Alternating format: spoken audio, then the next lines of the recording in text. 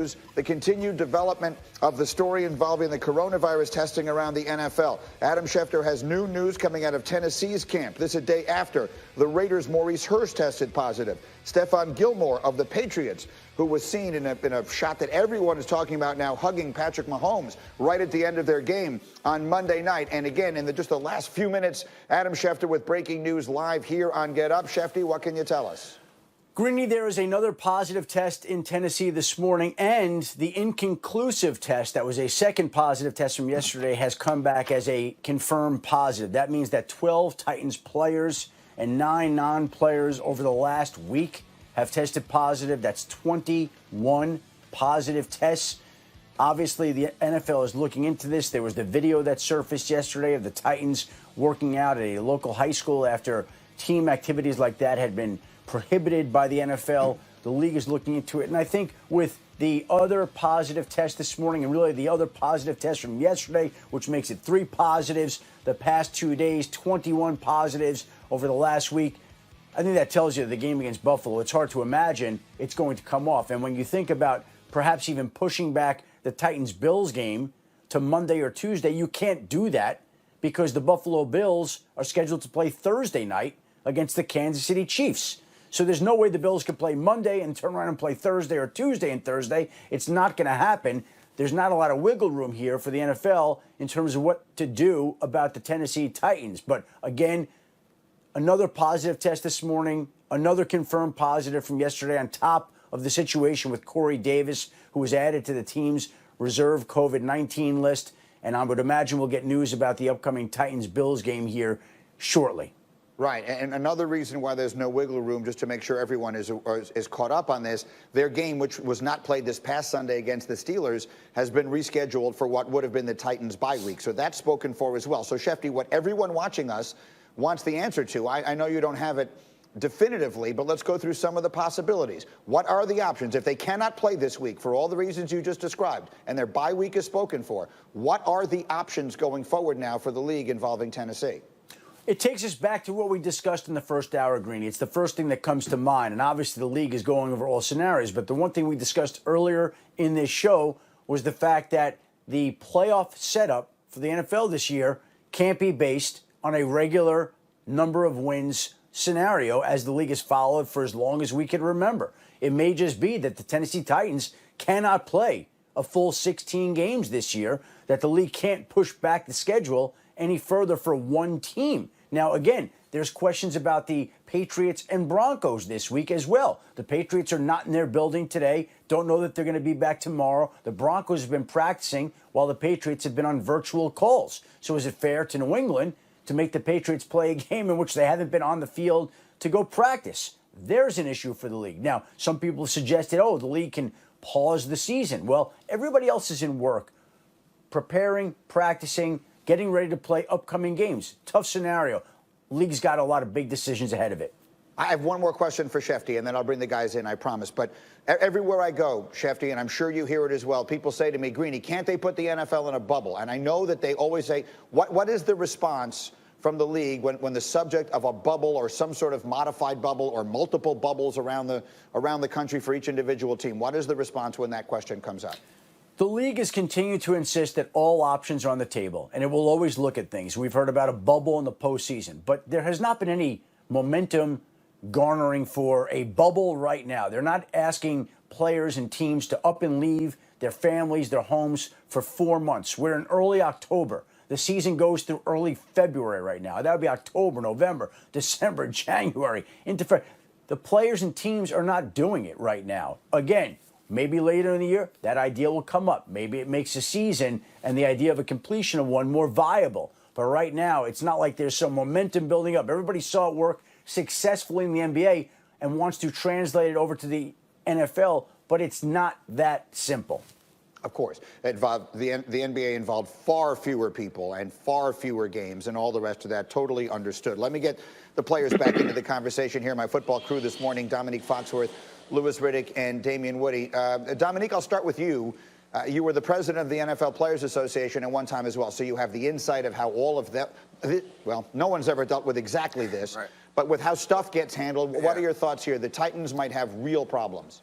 So the challenge in the Players Association, whenever things like this come up, is that there is not a win-win scenario. There are going to be players that lose out because of fairness issues. There are going to be players that might be in a more advantageous situation. And we keep talking about how unfair it might be to ask the Patriots to play on a week without practice, but it's also unfair for the teams who have their games canceled but have not had, or have their games postponed but have not had any positive tests. If we're going to assume that in Tennessee that there were some issues with the decision making and following the protocols, it's going to be unfair for teams who may have been who would have had an opportunity to add a win to this or add a check mark to the win side of their column to not get that opportunity and then potentially impact their opportunity to get in the playoffs because of no wrongdoing of themselves. So from a Players Association perspective, it's impossible. Like all you can do is try to focus on health and safety. Just make sure you are doing what is in the best interest of keeping everyone healthy and safe. And it's hard to say that the NFL has done that necessarily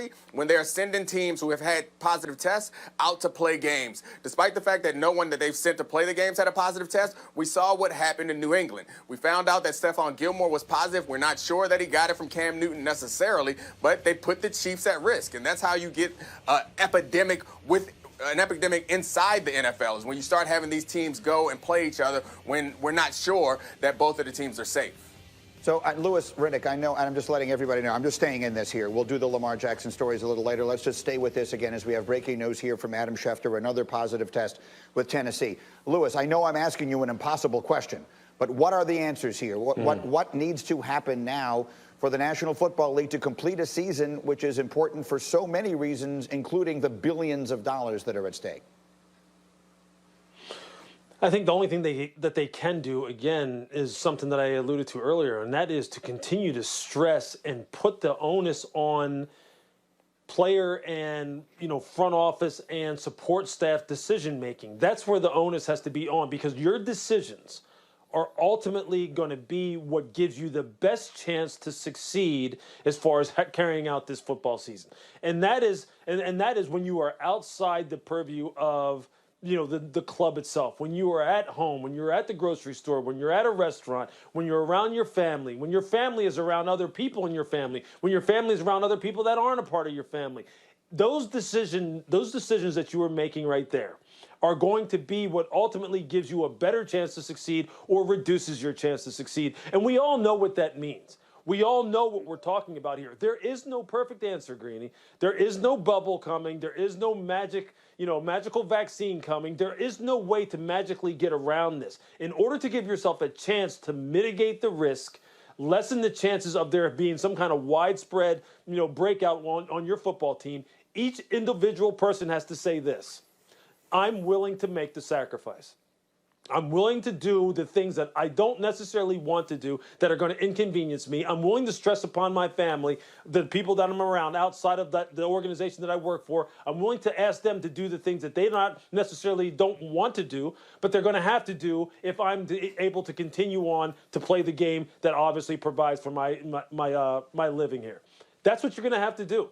And each individual player, each individual member of each organization is going to have to look themselves in the mirror and say, am I doing those things? Am I doing those things? In addition to getting tested every day and all the other things that the league is asking you to do, are you doing those things? And you'll have to answer that yourself, because there's no way the league can basically keep tabs on you 24 hours a day. And if you're doing right and if you're doing wrong. And that goes the same for the rest of us, whether we're working at ESPN or anywhere else. If you're taking the proper steps to make sure that you're safeguarding yourself and your teammates and your coworkers. And you also know if they're not. And the long and short of it is, maybe everybody isn't. And that's how you wind up having this kind of thing happen.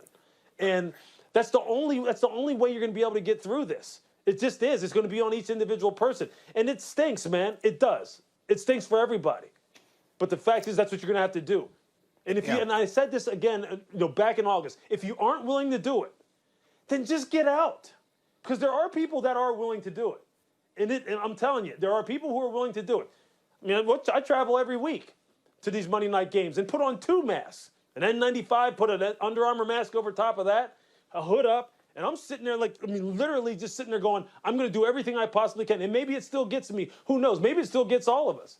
But if you aren't doing everything possible to safeguard yourself and everyone else around you, then you'll know. You'll know if you're doing right or if you're doing wrong. That's the only way we're going to make it through this. It's really well said. D. Wood, your thoughts?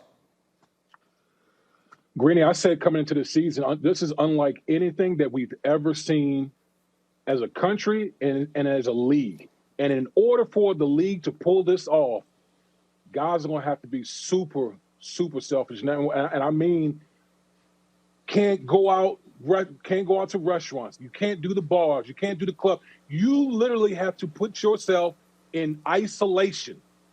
In order for you to give yourself the best chance as not only as a player and as a team, but as a league to pull this thing off. D. Wood, thank you, guys. So again, the breaking news from Shefty this morning, another positive test in Tennessee. We'll see where that winds up taking us. We will have so much more to come in this hour. Let me take a quick break.